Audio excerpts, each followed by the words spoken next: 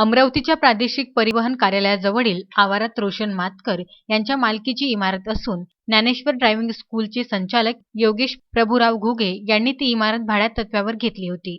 घुगे यांनी सप्टेंबर 2020 पासून तेथे ज्ञानेश्वर ड्रायव्हिंग स्कूल सुरू केली. या ड्रायव्हिंग स्कूलच्या कार्यालयामार्फत वाहनधारकांना आरटीओ कार्यालयातून परवाना काढून देण्याचे काम केले जात होते.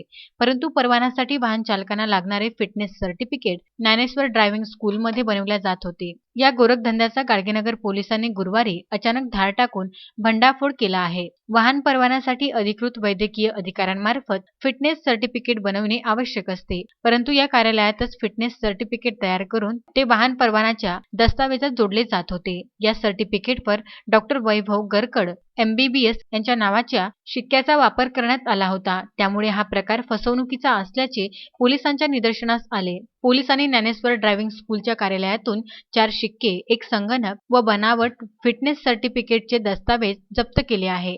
या घटनेत गाडगेनगर पोलिसांनी मुख्य आरोपीला शुक्रवारी न्यायालयात हजर करण्यात आले. या घटनेत न्यायालयाने आरोपीला 3 फेब्रुवारीपर्यंत पोलीस कोठडी सुनावली आहे. पोलीस कोठडी दरम्यान आरोपीजवळील आणखी महत्त्वाची माहिती बाहेर येण्याची शक्यता आहे. अजय शृंगारे, विदर्भ न्यूज, अमरावती.